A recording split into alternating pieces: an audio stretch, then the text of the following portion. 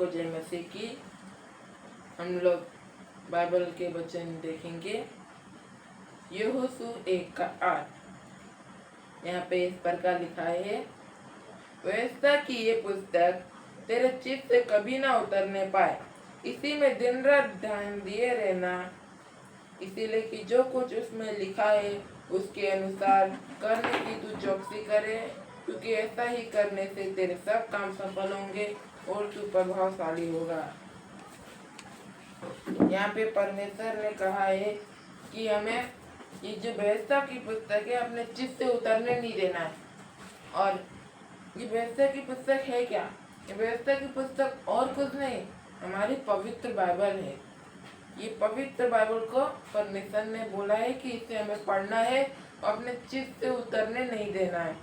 और आगे में लिखा है, इसी में दिन रात ध्यान दिए रहना, इसलिए कि जो कुछ उसमें लिखा है उसके अनुसार करने की तू चौकसी करे।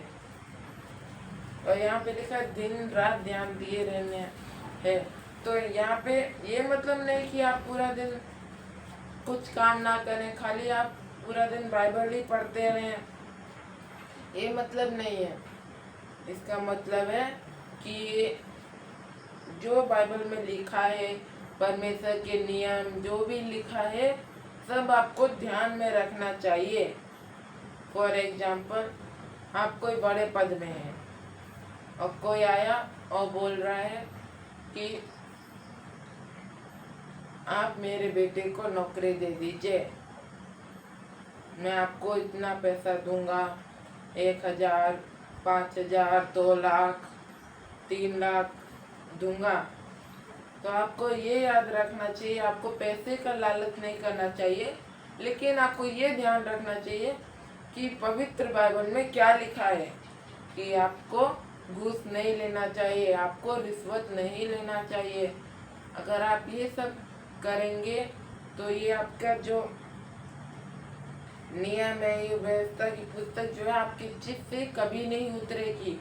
और अगर आप ये बाइबल के अनुसार जो भी इसमें लिखा है वैसे ही करेंगे, तो जैसे आगे में लिखा है, क्योंकि ऐसा ही करने से तेरे सब काम सफल होंगे और तू प्रभावशाली होगा। ऐसे ही अगर आप ऐसे बाइबल के सब नियमों को बात मानेंगे, इसको आप पढ़ेंगे, तो फिर आप प्रभावशाली होंगे और आप फिर कोई सा भी काम करें उसमें आप सफल होंगे। इस वचन से आपको आशीष मिले। आप सभी को जय मसीह की।